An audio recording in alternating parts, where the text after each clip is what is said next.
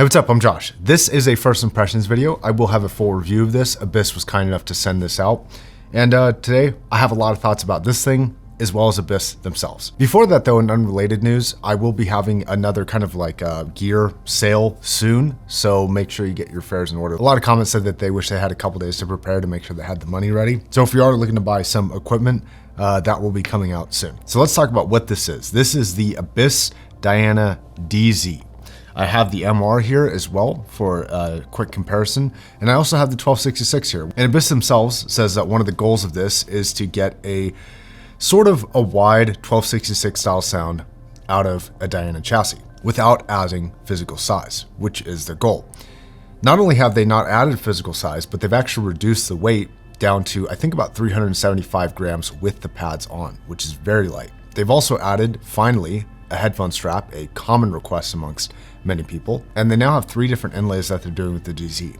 They have kind of a gray and black Damascus. This is gold Damascus. And then they have a really strange looking one called Abalone, which is an abalone inlay. The abalone is such a wild one that I'm really curious what you guys think of the abalone. It's very uncommon. I've never seen any headphone with that. So I think the abalone is definitely too loud, but I think it also looks cool at the same time. I bet it looks awesome in person. Abalone is a really cool material.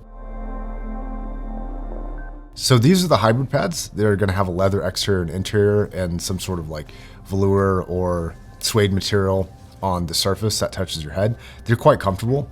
This actual headphone strap is very comfortable. As you can see, it kind of spreads out once it goes on your head, and it does clear. And I will say, this is definitely the most comfortable headphone that they've ever made. So if you were having issues with this style design, which is just a headband, this one has even the comfort strap.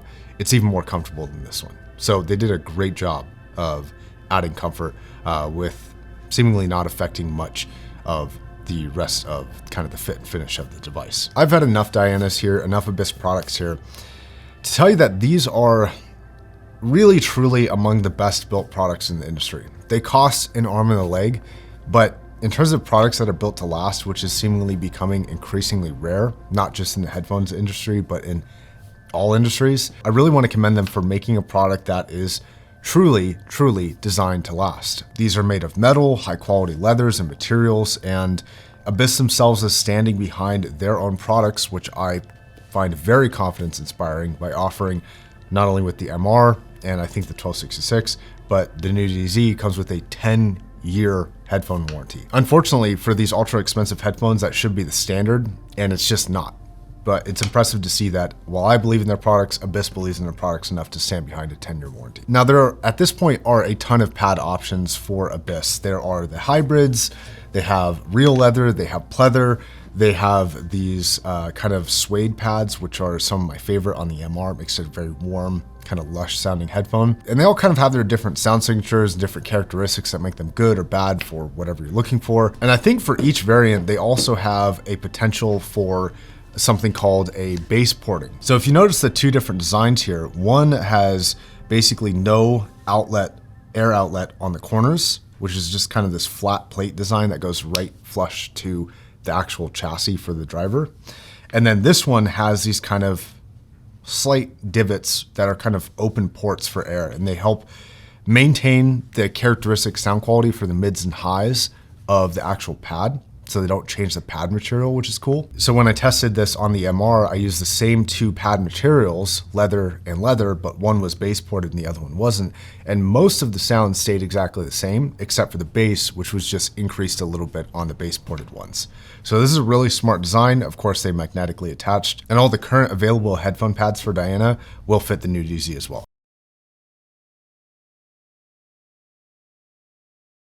Now, one thing you will want to note with this is that this is a fairly inefficient headphone, actually. It's only 50 ohms, but the sound pressure level is somewhere in the low 90s. I think it's 92 dB, which makes this kind of power hungry. It is not nearly as efficient as the previous generation or the kind of sister to this headphone, the MR, which is very efficient. You can run this off of a lot of different amplifiers. This one, you'll need a fair bit of power to run. I think to some people that'd be a benefit, to some people that'd be a detriment. For example, this XD05, which is no joke as a mobile amplifier, is on turbo mode right now. So full power output. And I run this somewhere about 60 to 65 on the volume dial. For reference, I would run an HC600 around 25 or 30 on the volume dial. Something that is difficult with all these different Diana models is that it's sort of hard to differentiate what sound quality you can expect from which version. So the TC versus the DZ versus the MR versus previous generations like the V2. Because they're so much visually the same, and Abyss doesn't do a great job, if I'm being honest, of differentiating them in the marketing materials, of like being really clear about each one's purpose and why it exists in their line.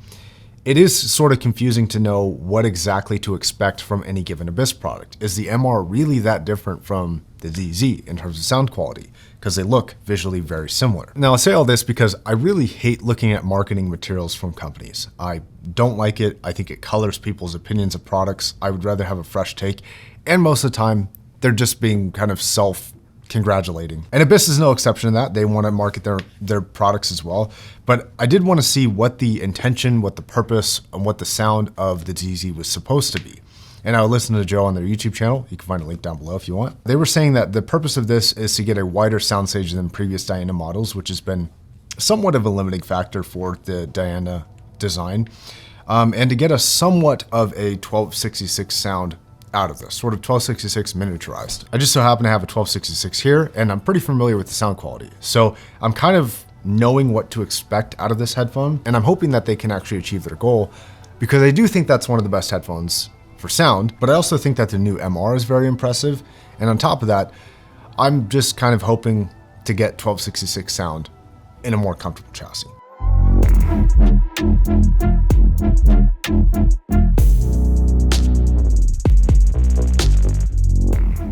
All right, first 20 seconds of the song In Your Likeness from Woodkid. The vocals come in and there's a bass note that hits right before the vocals come in. The bass note is like super sub-bassy, not in the sense of like overly punchy, just like really clean. That's something that Abyss has always been very good at. But I did notice that it had like scale to it, which is something that I would look for in the song. And then the vocal clarity, not necessarily texture, not yet, but the actual like fidelity of the vocalist is extremely clear. So first song, super impressive, I like it a lot. I'm gonna listen to Mountains by Hans Zimmer, which has a lot of soundstaging width, really epic bass drops. But more importantly, if you listen to the song, it's a real litmus test for a headphone either sounding super sloppy or really controlled. Because right about halfway through, the track gets incredibly busy. Ridiculous dynamic range, insane demands for any system, including a headphone, because it's got ultra low notes, ultra high notes, tons of sound staging. I'd highly recommend this song just as like a kind of a test. And it is a test song like no other. You crank up the volume and headphones either fall apart or they can really stand out. So I'm curious what this one will do. I think I'm gonna take the hearing loss and just crank it up a little bit, just to give it a test, man. See how crazy it gets.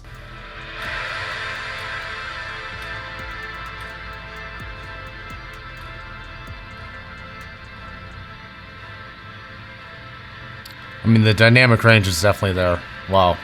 The dynamic range is super impressive. I think a little bit more sub bass would be nice, but we'll see. I'm sure these pads will kick it up a little bit more, like just to the right amount. That song is just super demanding for sub bass, and on like a full speaker system, you know, thousands of dollars for a really nice speaker system that can play it well. That sub bass just kicks ass. But there's very few headphones that can do that type of really low kind of underbelly type of bass. But yeah, definitely no slouch for that song. Really good performance. And I'm just gonna listen to like Temptation by Diana Krall. It's like the most default generic audiophile song, but it's got pretty good sound staging and like a good like just room information. It's a good test for sound staging width. You know what's funny is in a lot of ways, this is better than 1266 actually. The sound staging is not as wide, but it's like, it's real close. It's probably 90% as wide. If this is like 70, this is 90, it's closer. But the areas that are more impressive to me actually is the timbre precision in the top end. The 1266 always felt a little bit metallic-y, and this does not at all. And also the control in the upper end of vocals, where vocalists who are perhaps a little bit hot in S's and T's, this doesn't seem to have a problem with, whereas the 1266, they'll pop out a little bit more in an unpleasant way. I'm also really loving the general control of the vocal precision and timbre in this in a way that the 1266, I think, was a little bit out of control with, and wasn't quite as precise as this. So this is actually pretty impressive to me. I really want to try the alternative pads on this and the bass port, because the bass on the 1266 still seems to be a bit stronger than this because they have that really interesting bass shell for the tuning. But this might be a little bit cleaner even for the bass. I want to do some ABs and test a little bit more thoroughly. I'm going to listen to Moldy Vinyl from Yoshi Hirakawa, which offers this, typically on very good sound station headphones, it offers this really cool, like there's this kind of vinyl, kind of dust crackling sound. Kind of just needle moving through vinyl that's like a little bit dirty. And that is like happening in this area, but then all the instruments happen kind of further back and behind in a really cool way. So we'll see. And that like heartbeat bass in there too. That's really sick. God, this song is so well made. It's crazy. The last song I'm going to listen to is Chocolate Chip Trip by Tool.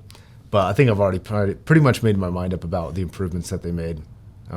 It's pretty impressive. This song has a lot of kind of right and left channel stuff, and it plays with that imaging back and forth. And at a certain point, it should have a pretty surrounding delivery where it sounds kind of feel like they're going in a big circle around your head. It's pretty cool, actually. But then later, they have this really intimate, super impactful, really dynamic drum kind of riff, and it's so sick. I love this whole song.